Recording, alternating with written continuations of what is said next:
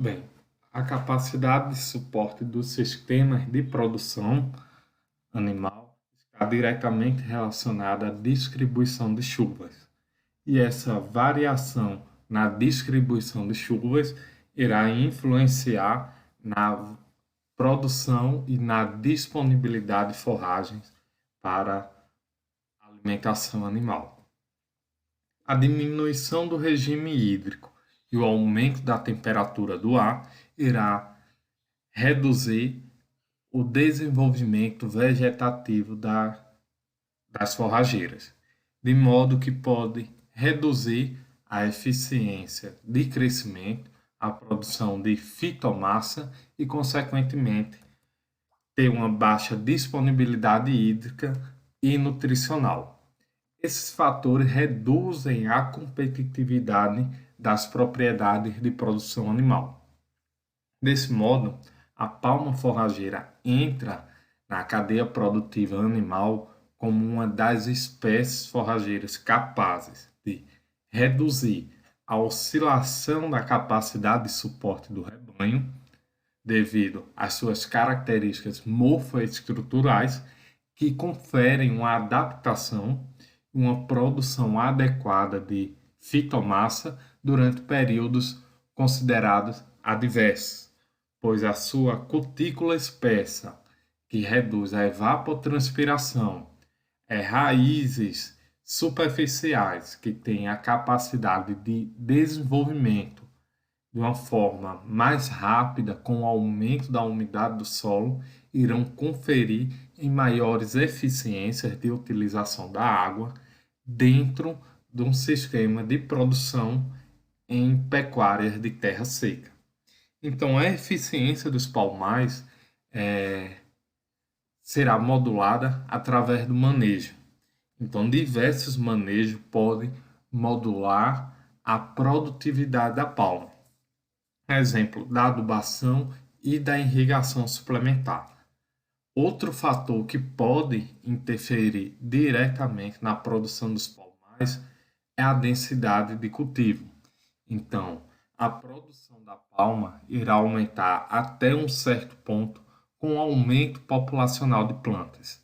Então, a depender da densidade de cultivo, podemos almejar e alcançar elevadas produtividades. Só que em baixa densidade de cultivo pode ocorrer a perda da radiação luminosa, tá? Devido aos espaços maiores entre as plantas. Só que com o aumento da densidade de plantio, que é uma tomada de decisão que é estabelecida durante o processo de formação do palmal, ela também irá exigir mais do componente edáfico, em quesitos de fertilidade, ou seja, na disponibilidade de minerais e também na disponibilidade de água. Então, o efeito de cultivos densos sobre o componente edáfico, por vezes, não é totalmente elucidado e não apresenta uma interação entre o componente edáfico com o componente vegetal. Nessa apresentação, iremos se atentar um pouco mais ao componente. A palma forrageira apresenta, então, como um ingrediente essencial para o desenvolvimento da pecuária de terras secas, considerado também um ingrediente estratégico para a confecção de planos nutricionais. Então, a palma assume o papel de nutrir e hidratar adequadamente os animais em período de sazonalidades. Além da palma forrageira apresentar áreas de cultivos que expressam entre 500 a 600 mil hectares aqui no Brasil, o que confere essa expressiva área de cultivo as suas características morfofisiológicas, que confere a adaptabilidade a essas condições de pecuárias secas. Como principais resultados, podemos observar aqui na figura 1 que o fósforo e o magnésio reduzem linearmente no solo conforme aumenta a densidade de cultivo, o que reflete que para maiores densidade de cultivos precisamos ter uma reposição do fósforo e do magnésio. Isso no perfil de 10 a 20 centímetros do solo. Na figura 2, no perfil de 20 a 30 centímetros do solo, podemos observar como é que se comporta o fósforo e o sódio nesse perfil. Então, com o aumento da densidade de cultivo, também há uma redução dos teores de fósforo, como houve no perfil anterior, demonstrado pela figura 1. Já em relação ao sódio, ele teve um comportamento quadrático, se estabilizando aí na densidade de 45, 60 e 75 mil plantas. Em relação ao cálcio, ele apresentou um efeito quadrático no perfil de 20 a 30, como podemos observar na figura 3. Então, quando a palma é cultivada em densidades de 75 mil plantas por hectare, então ela demanda mais por cálcio quando comparado a outros minerais. Em relação aos teores de fósforo e cálcio, só que no perfil de 30 a 40 centímetros de solo, podemos observar que houve um efeito linear decrescente com o aumento da densidade de cultivo. Em relação à análise de componentes principais, ou seja, uma análise multivariada, podemos observar que são necessários dois componentes para explicar 75% dos dados, tá?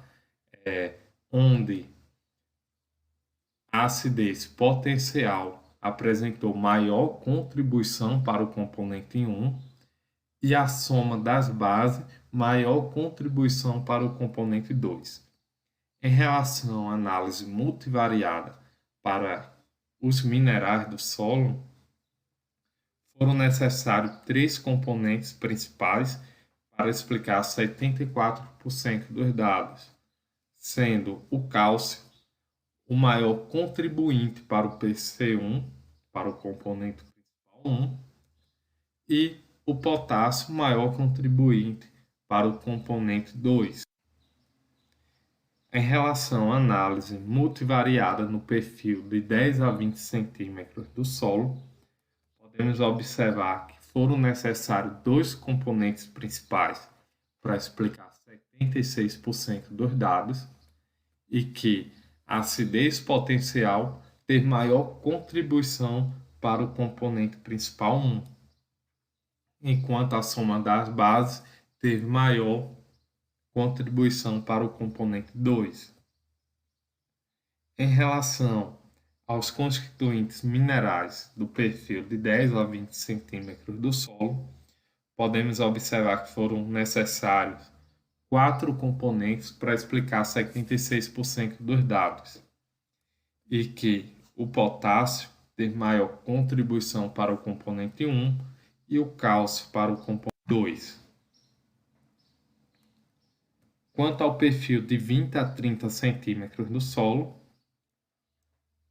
também foram necessários dois componentes para explicar 77% da variação dos dados, sendo a saturação de bases responsável pela maior contribuição para o componente 1 e a capacidade de troca catiônica, o maior contribuinte para o componente principal 2. Já os minerais precisaram de mais um componente para explicar 73% dos dados, ou seja, três componentes principais. O manganês, por sua vez, foi o que teve maior contribuição para o componente principal 1, enquanto o zinco teve maior contribuição para o componente principal 2. Por fim, no perfil de 30 a 40 centímetros do solo, podemos observar que também foram necessários dois componentes principais para explicar 78% dos dados, tá? Sendo a acidez potencial o maior contribuinte para o componente principal 1 e a soma das bases o maior contribuinte para o componente 2. Em relação à composição mineral do solo, a parte química, observamos que foram necessários 3 componentes para explicar 72% dos dados, sendo o manganês o maior contribuinte para o componente 1 e o zinco o maior contribuinte para o componente 2. Como considerações finais e implicações futuras, podemos observar que a quebra da escabilidade de produção de espécies forrageiras no semiárido é um dos maiores desafios para o aumento da competitividade do sistema e também um dos fatores mais limitantes para o desenvolvimento da pecuária de terra seca. E que a utilização de sistemas intensivos de palma forrageira vem sendo empregado como uma ferramenta de reduzir a instabilidade da produção de forrageiras e também a baixa demanda hídrica para a dessedentação de animais.